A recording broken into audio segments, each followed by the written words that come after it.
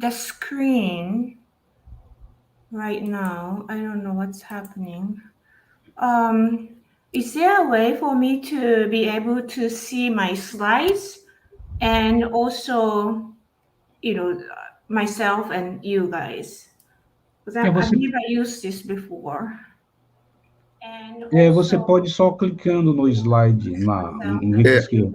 Professor Kleber, estamos sendo transmitidos agora pelo YouTube. Ok. Aí você só vai clicando no slide, Taeko. Aí estamos sendo transmitidos agora pelo YouTube. Ok? Você só clica em cima do slide na tela, na esquerda. Aí ele aparece. Ok? Para descer no rolo do scroll.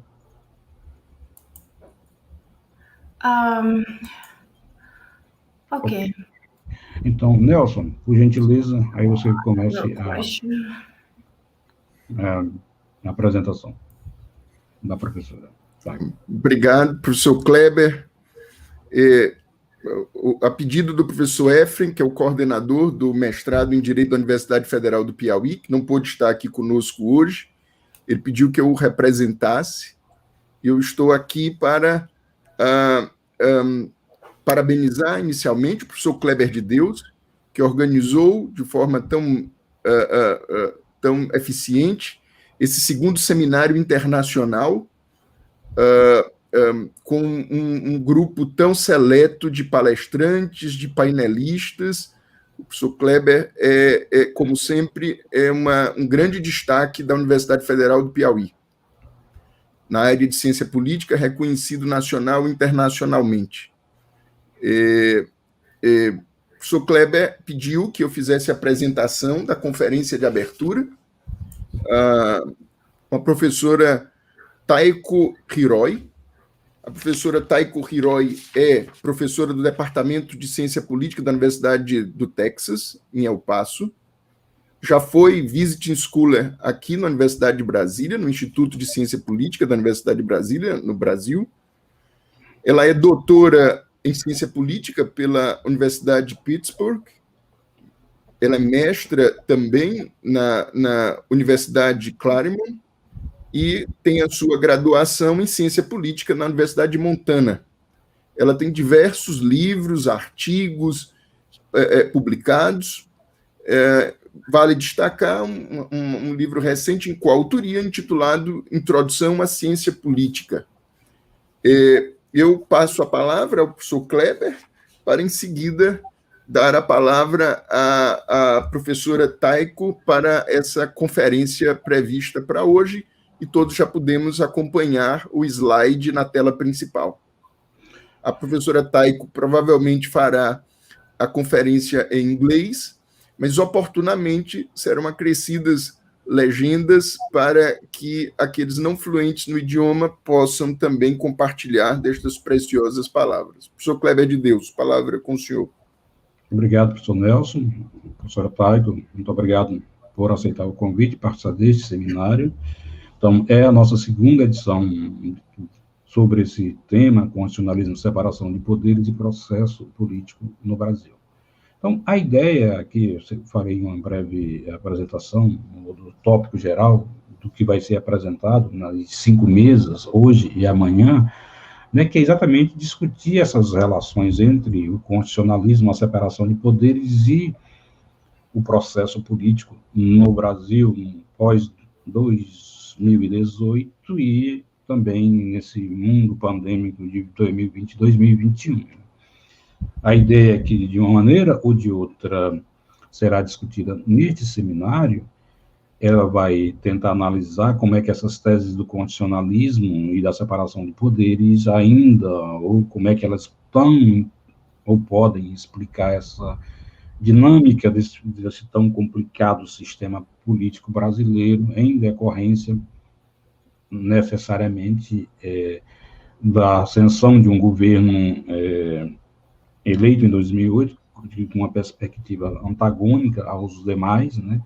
Isso desencadeou certas interpretações sobre o funcionamento do sistema político nacional, né? E que vem de uma maneira ou de outra, jogando luzes em ângulos bastante controversos da questão política. Então, o mundo, o pensamento social, político e jurídico dominante, de uma certa maneira, começou a discutir essa relação cada vez mais, né, e muitas questões, elas são tratadas hoje fora, vamos dizer assim, dessa relação mais clássica da separação dos poderes, principalmente da relação executivo-legislativo, né, ele passa por uma outra arena, que é uma arena que esse grupo chamado República, Núcleo de Estudos, vem discutindo de maneira sistemática, que é exatamente a ascensão, professora Taeko, do que chama de a juristocracia, o governo dos juízes, né? Então, o que a gente vai tentar verificar de uma maneira ou de outra, dentro das perspectivas, é como é que esse equilíbrio de poder ainda, ele pode ser pensado, tá? E este avanço da juristocracia, que alguém já denominou, o professor Warren Richard, que poderia ser a nova ordem política no século XXI, tá? Então, o seminário vai tentar, de uma maneira ou de outra, nas perspectivas e análises que foram abordadas pelos palestrantes, tentar entender essa questão. Então, fundamentalmente, eu desejo um bom seminário a todos os expositores e agradeço também ao Núcleo República, ao programa de mestrado de ciência, ao programa de mestrado em Direito, professor Nelson, que é o subcoordenador, e todas as pessoas que estão aqui nos auxiliando nos trabalhos técnicos, que é de fundamental importância para que o seminário se desempenhe a contento. Então, desejo boa sorte a todos e muito obrigado, professor Nelson, por me passar a palavra.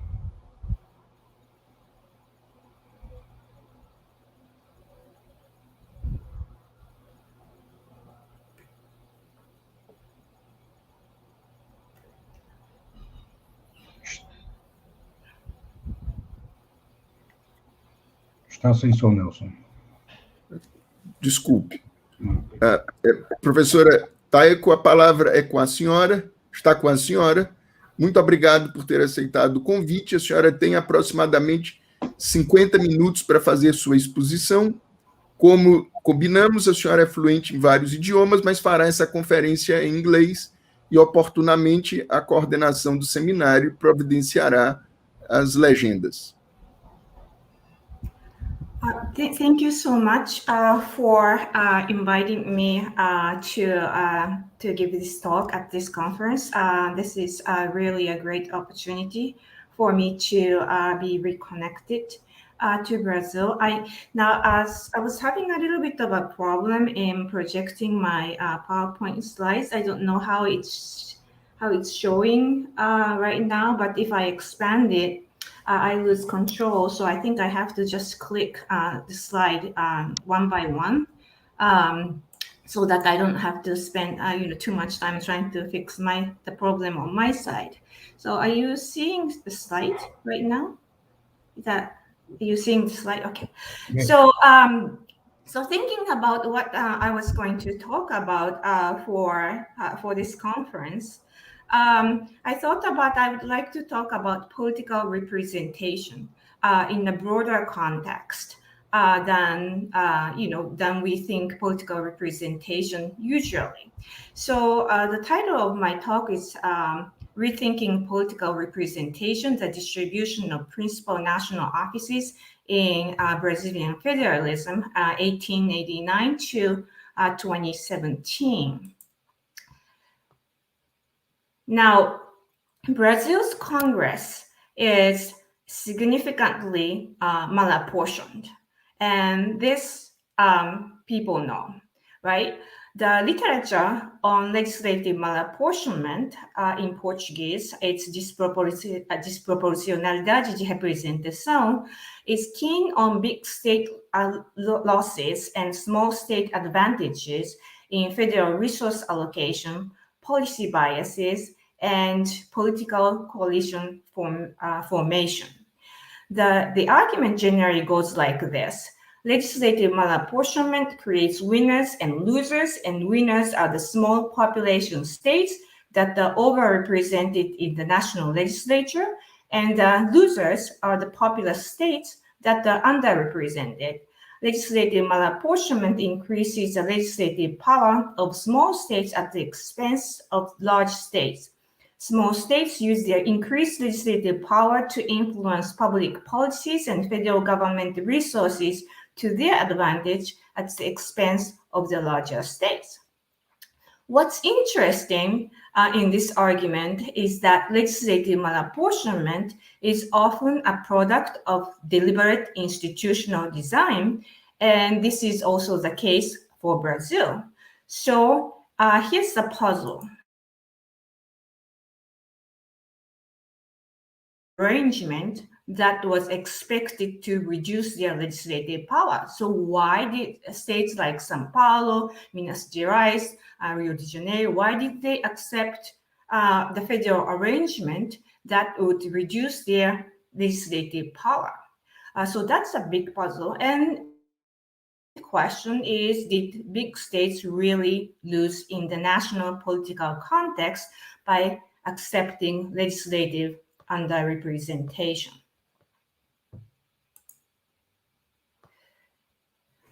So now on Brazil. So as I said, Brazil is one of the most legislatively malapportioned cases that we have in the world. And Brazil is one of the most puzzling cases. Okay? So Brazil's legislative malapportionment is very famous. Brazil's Senate is significantly malapportioned in the sense that it doesn't really follow one person, one vote principle because of the way the Senate seats are distributed to states and the federal district. So each state and the federal district gets 3 senators, regardless of the size of the population. And even the Chamber of Deputies, legislative malapportionment is significant in Brazil compared to apportionment that happens in many other democratic countries. This largely comes from the constitutional provision that states that in Brazil, each state will get minimum of 8 seats and the maximum of 70 seats, right? That gives a lot of malapportionment to Brazilian congressional lower house that's supposed to be representing population equally. So what's puzzling about Brazil? And what's considered to be problematic in the general literature. Now, Brazil having federal systems and malapportioned legislature, some people say it's not a problem because underrepresentation and overrepresentation in the Brazilian Congress just naturally come with the adoption of a federal system of government. So a lot of people see that it's not a problem. However, according to Alfredo Stepan, federalism need not create a malapportioned legislature.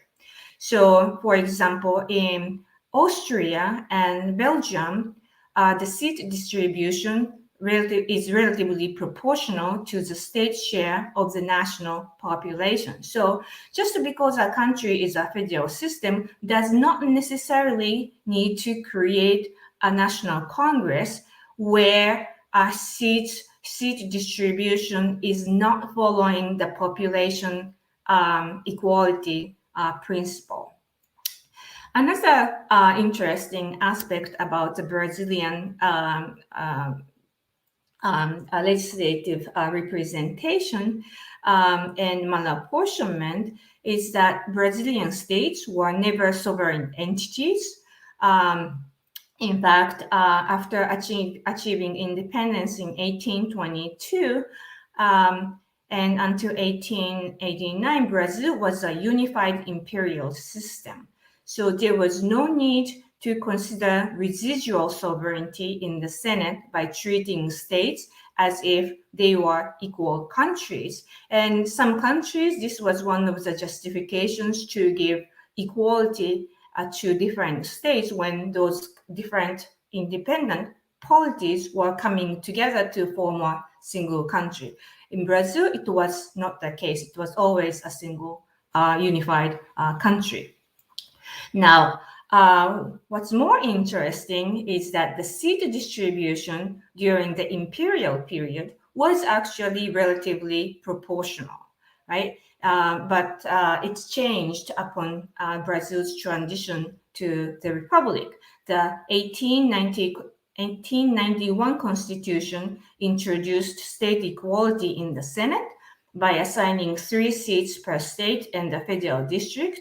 The same constitution also increased the number of minimum seats in the Chamber of Deputies to states to 4. Of course, this is currently set at 8 by the most recent constitution.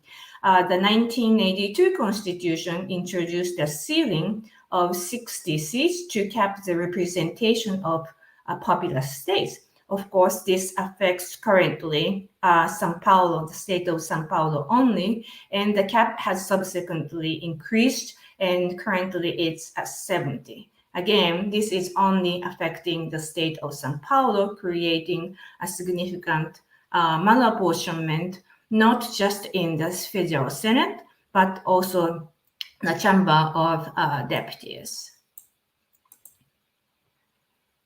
Now, we need to consider the larger socioeconomic and political context of that time in order to understand how puzzling this arrangement was, and also to give us an idea of what this was actually meaning, what this actually meant in terms of the institutional setting.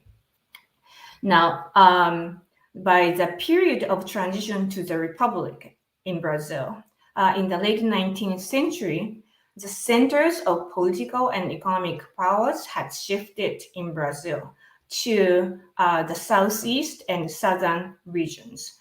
So states in the southern and southeastern regions, such as in São Paulo, Minas Gerais, Rio Grande do Sul, etc., had emerged already as powerful economic players. The once prosperous northeastern region had been declining, and the north and the central west had remained largely undeveloped. So again, going back to the puzzle, why did populous and powerful states that are emerging to be really powerful in Brazil, like São Paulo and Minas Gerais, accept a federal arrangement that disadvantaged them substantially in the emerging powers? So states like São Paulo and Minas Gerais that accepted federal arrangement. So why did they do that? Knowing that this arrangement disadvantaged them substantially in national legislative power. Brazil had already been a unified country, as I already stated. Given the emerging powers of the southeastern and southern states, they could have imposed a system of legislative representation that would have been more fair to them, the one that would have been based on population equality. But they didn't do that. Not only did they not do this, but they accepted the legislative representation arrangement that gave them significant disadvantage. So the real puzzle is, why did the powerful states accept to be losers in the post-imperial republic?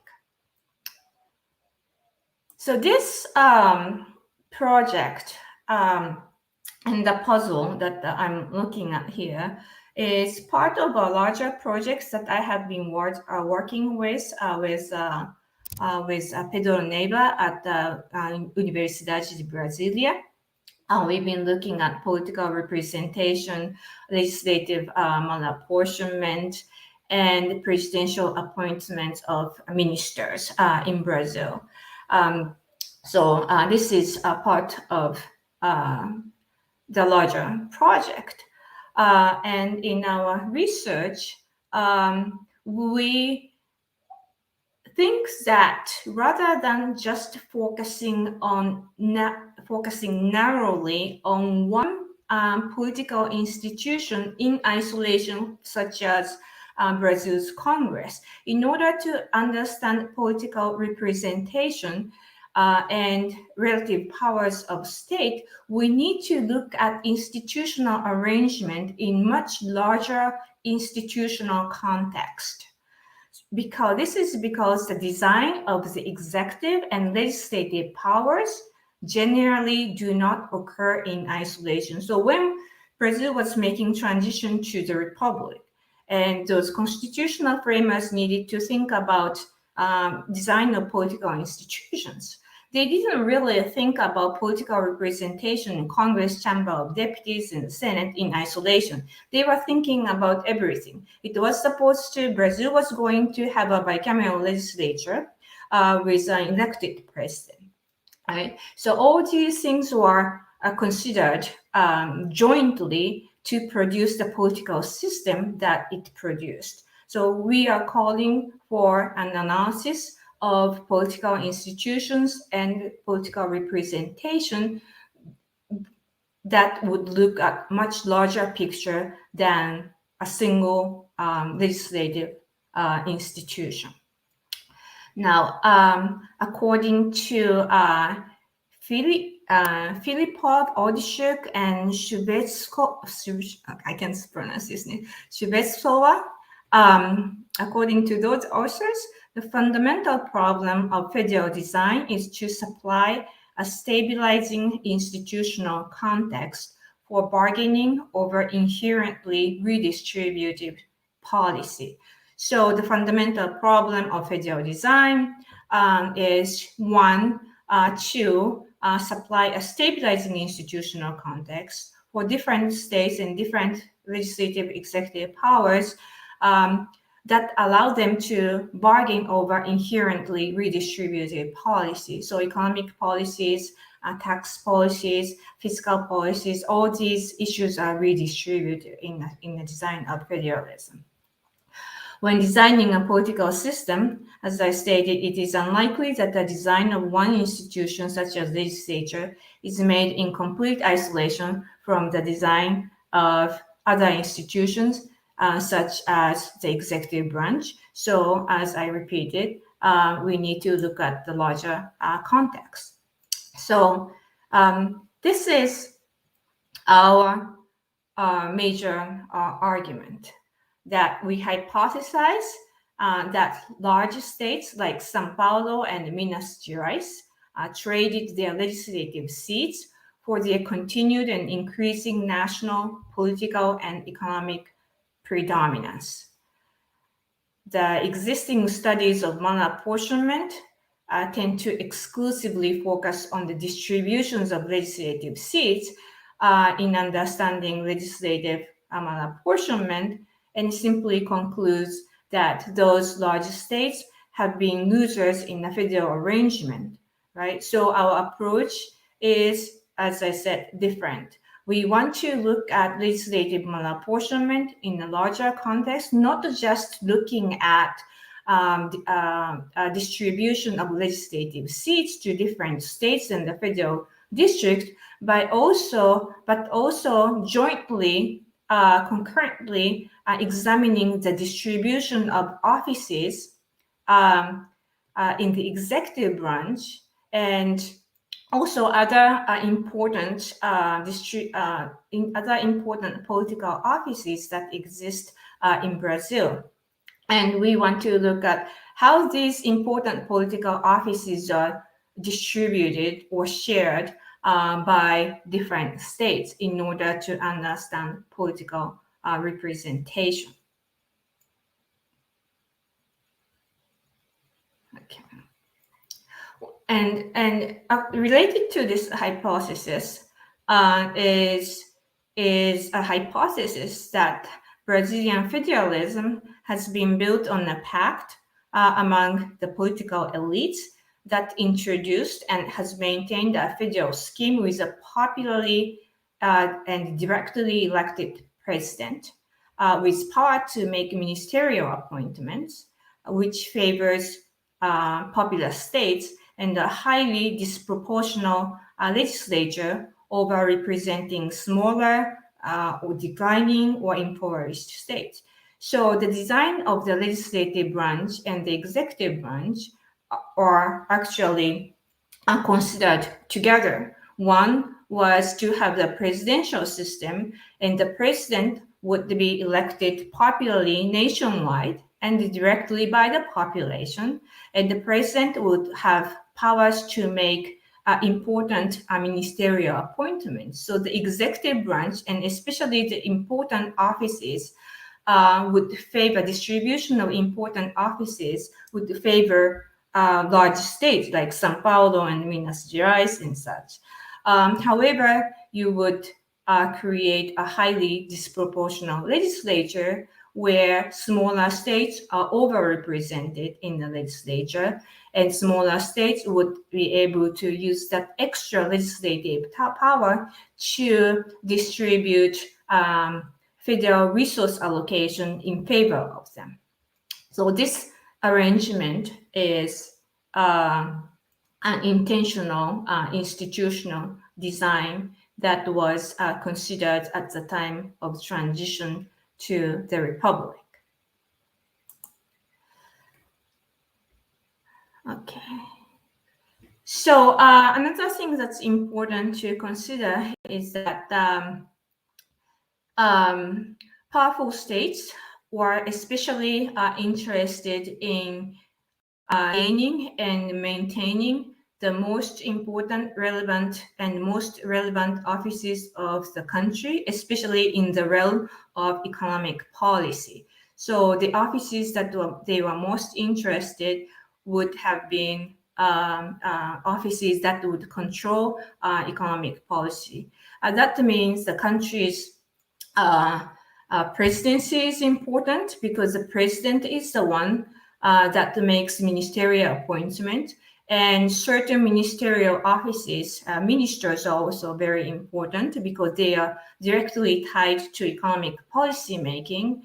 And some offices like governor of central bank, president of Banco do Brasil, those offices are also very important because, again, they are directly tied to economic policy making of the nation. And those are the offices that Southeast and Southern nations were interested in maintaining and gaining and maintaining.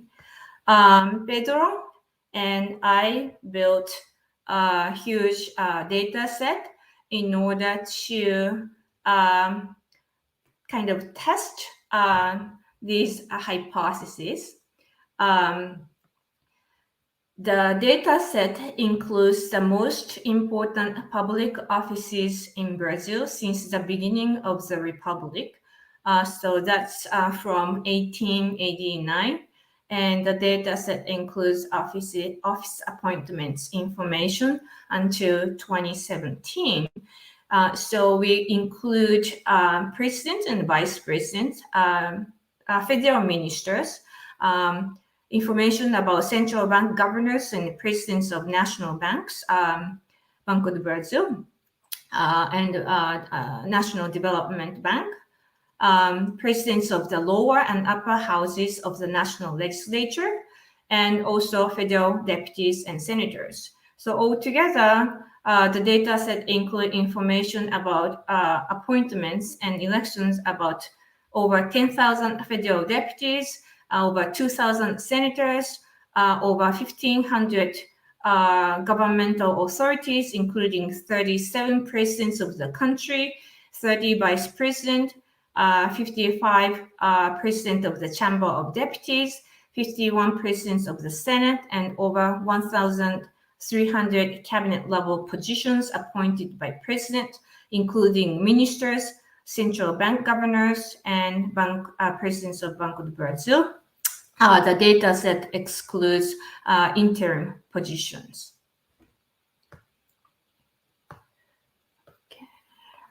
Let's see.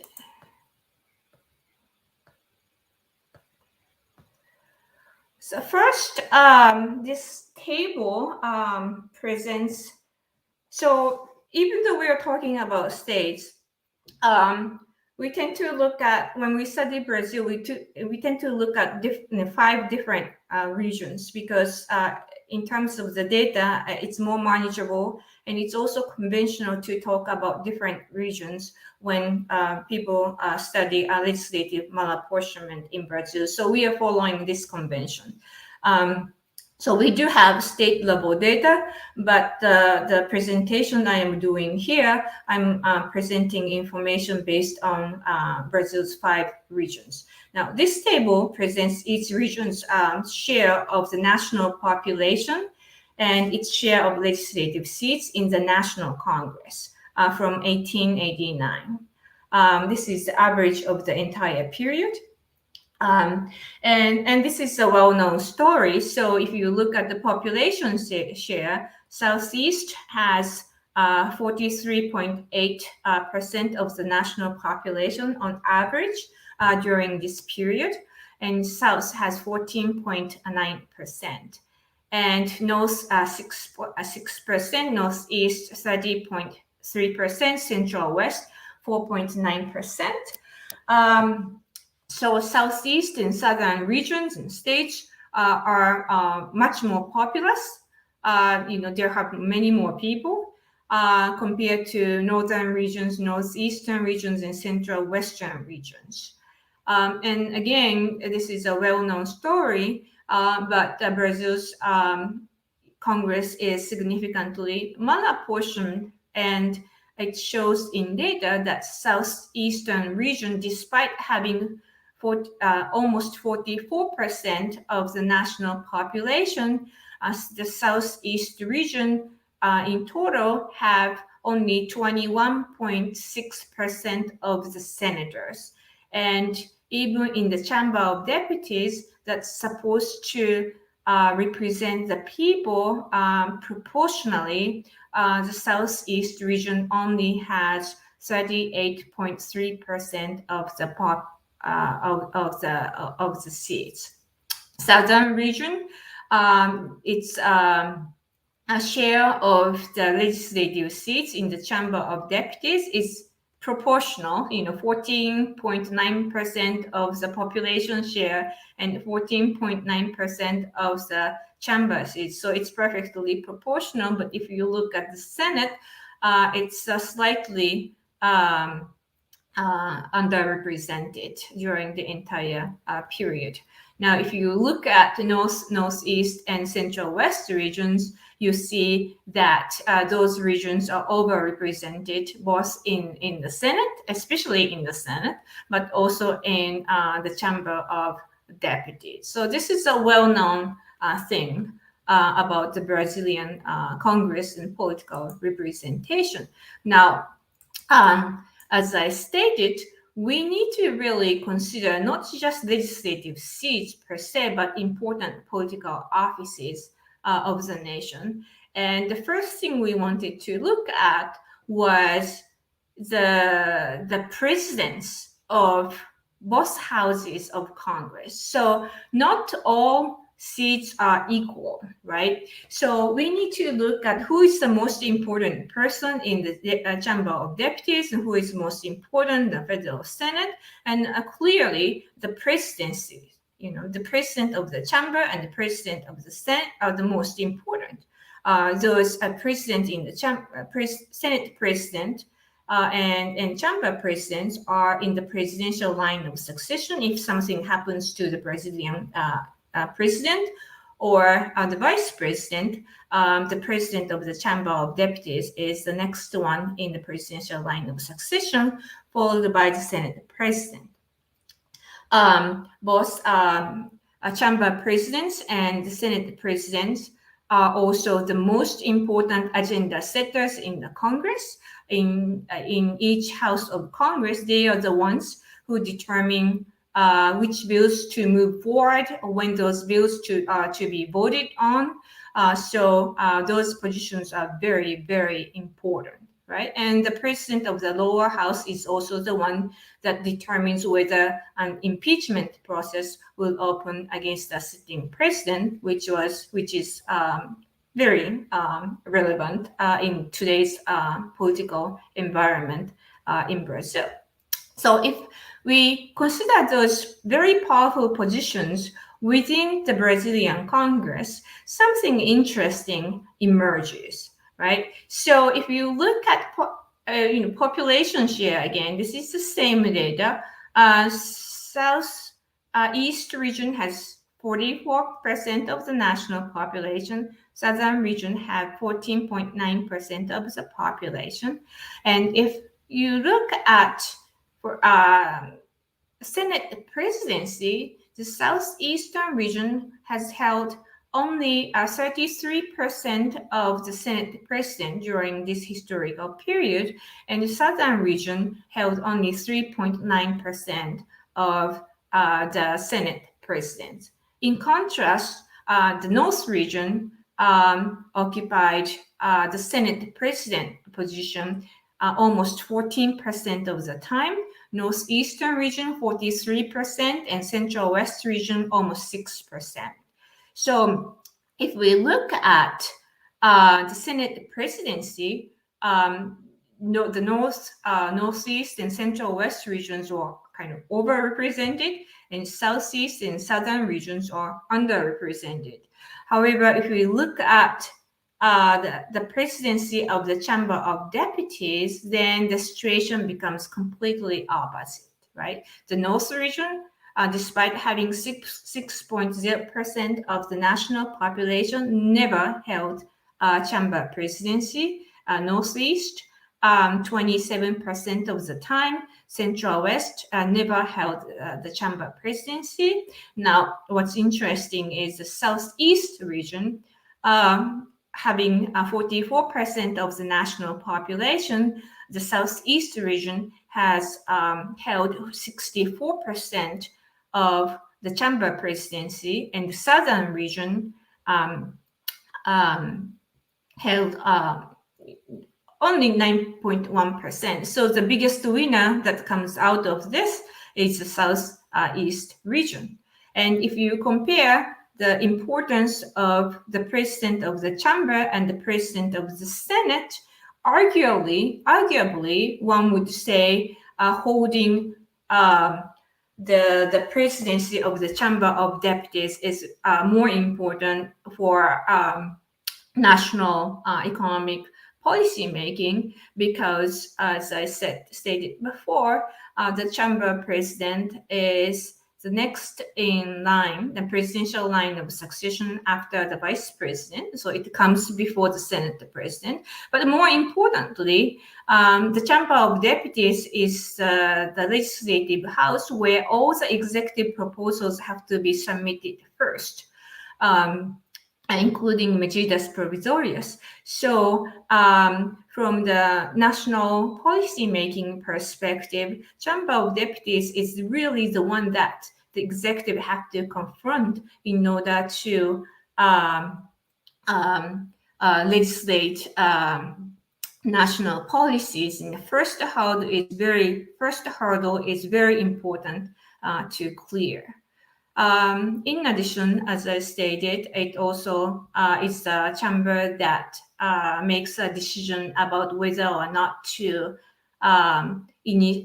open presidential impeachment process.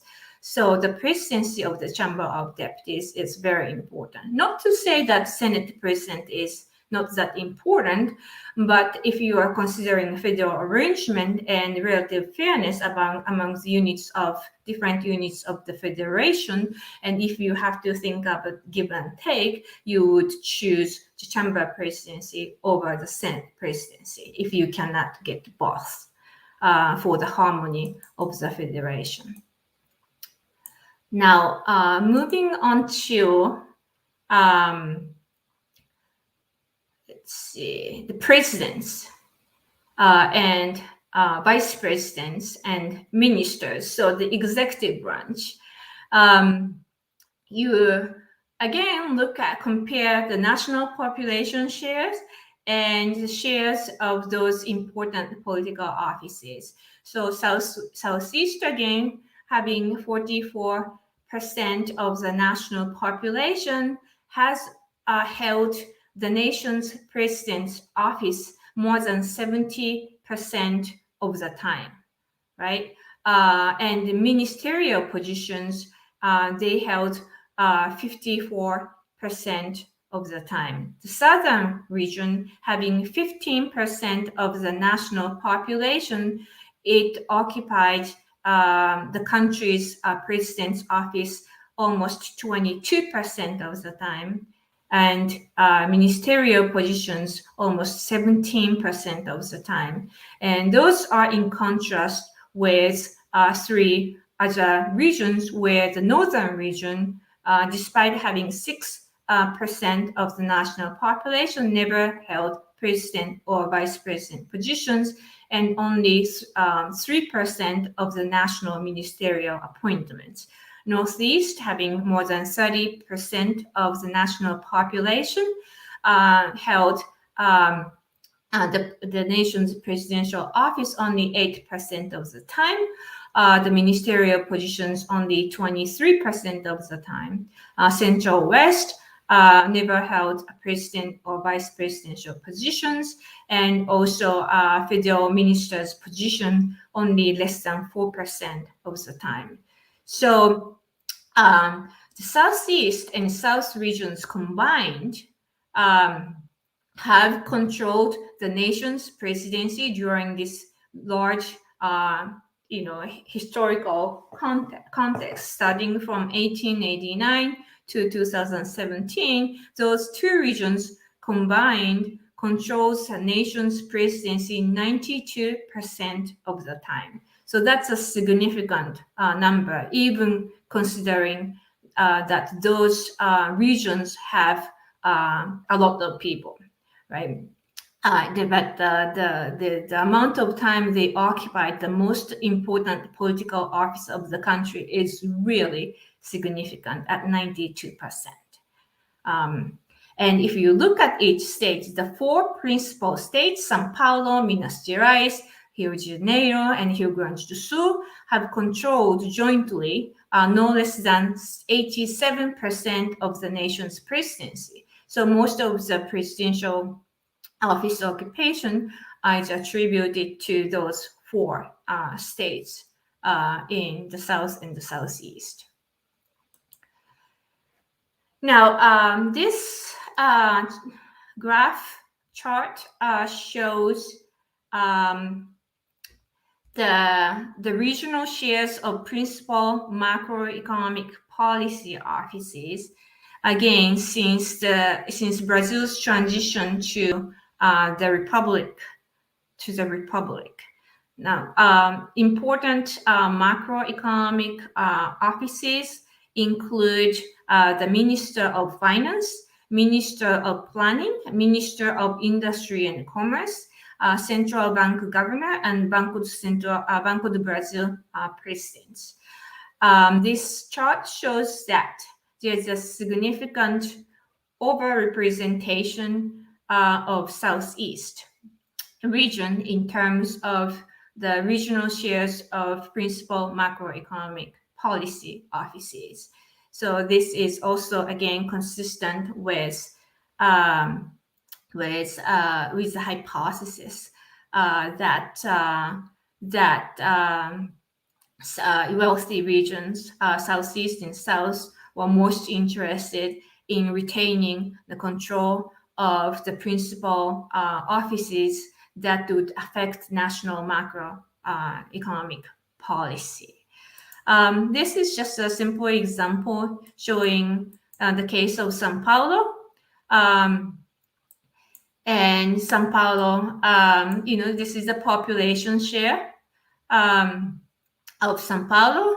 And if you look, the São Paulo controlled the Chamber of Deputies presidency almost 50% of the time. So that's quite significant, given that São Paulo's average national population share has been about 20%. Ministry of Planning, the state controlled more than 40% of the time. The national president, more than 30% of the time. Ministry of Finance, close to 30%. Central Bank Governor, also close to 30%, and such. So it is quite a significant how many times São Paulo has occupied these important political and economic offices. Now, I did a simple statistical analysis asking if states' legislative representation affects the appointment to economic policy positions compared to the appointment to other ministerial positions. And to do that, I used something called relative representation index that basically shows how overrepresented or underrepresented a state is in the legislative branch. So this RRI value of 1 indicates that the state has a representation equal to the ratio 1. I'm sorry. The state has a representation that is equal to the ratio one would expect under equal vote or equal population. And if the value is smaller than 1, that indicates that the state is underrepresented, and the value greater than 1 indicates the state is overrepresented. Okay, so I calculated relative representation index for each state for each houses of Congress, and then I averaged the Senate representation index and chamber representation index to come up with the entire state relative representation index. And this is a simple regression result. And what this shows is basically that the more legislatively underrepresented a state is, the greater the likelihood that the state controls macroeconomic policy positions compared to other cabinet level positions during democratic periods. So even the relative representation index by itself is not statistically significant, this basically shows that malapportionment doesn't really matter during the periods of during non-democratic periods. But during democratic periods, which is an interaction between the index and the democratic period, it shows negative and significant signs. And as I said, the positive number indicates overrepresentation, the negative number indicates underrepresentation. So this basically means that underrepresented states are more likely to control principal macroeconomic policy offices.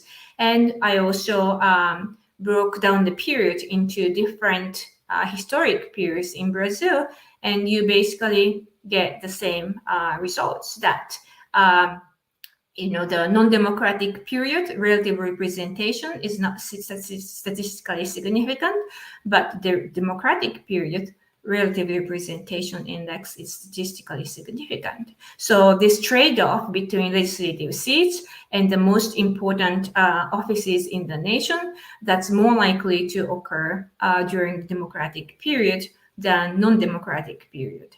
However, even non-democratic periods, all the signs are expected. All the signs show up in expected negative direction. So they are still consistent with the larger hypothesis. Just to conclude, our study indicates the need to examine a larger political context in order to understand political representation.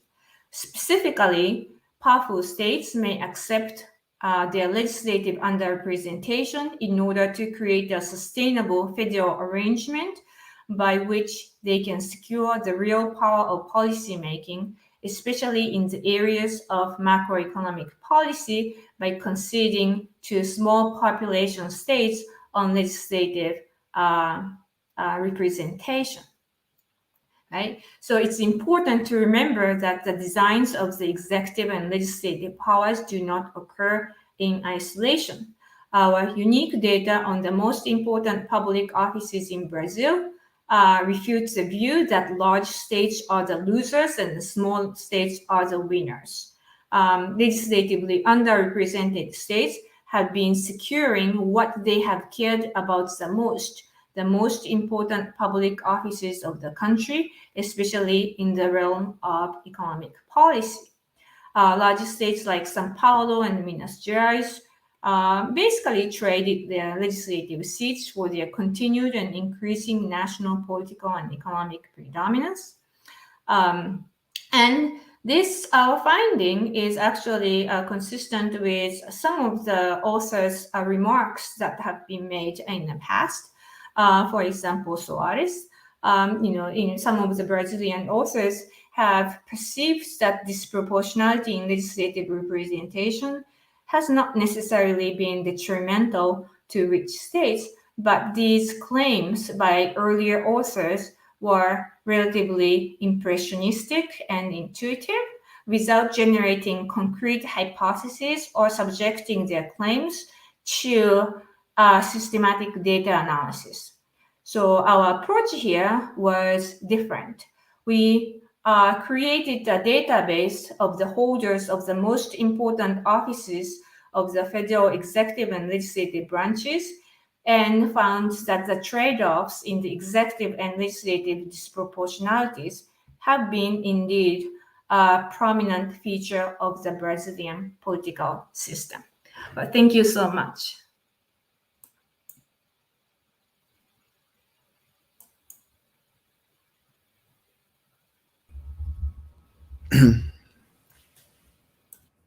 Muito obrigado, professora Taeko.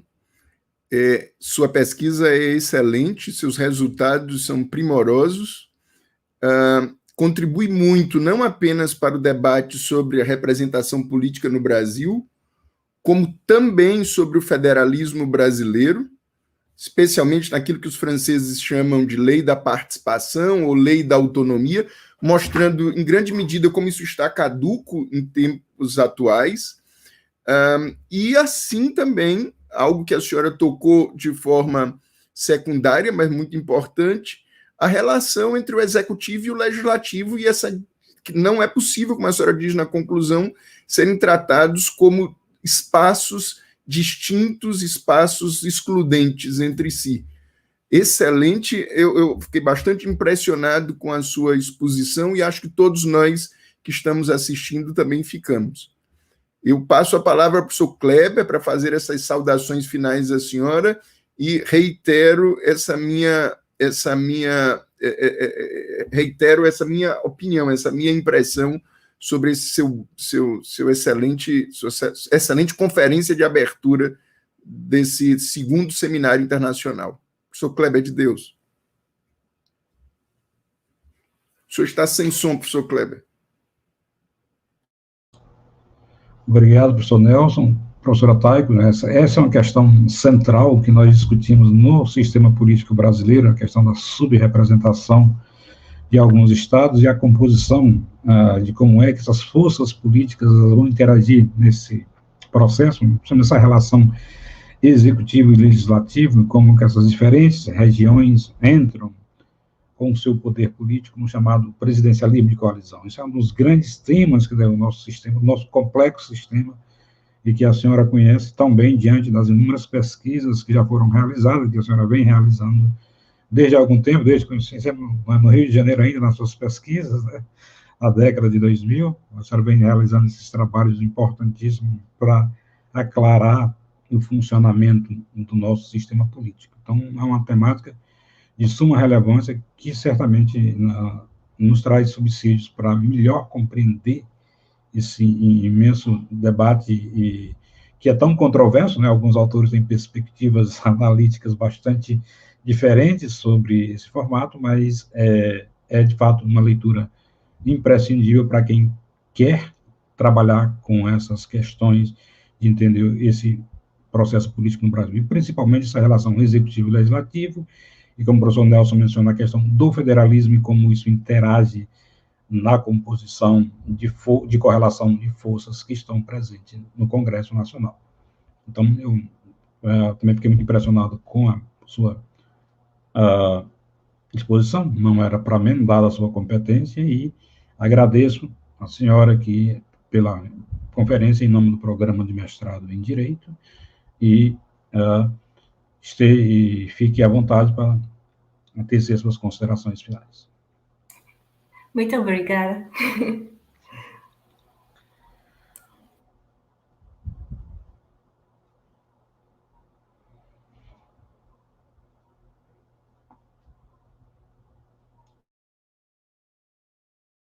Está sem som, Nelson. Está sem som. Sendo assim, eu declaro encerrada essa conferência de abertura. Agradeço novamente a professora Taeko, parabenizo novamente o professor Kleber de Deus, e em 2 minutos nós estaremos de volta com a mesa Democracia e os Três Poderes, o novo dilema institucional do Brasil. Até mais.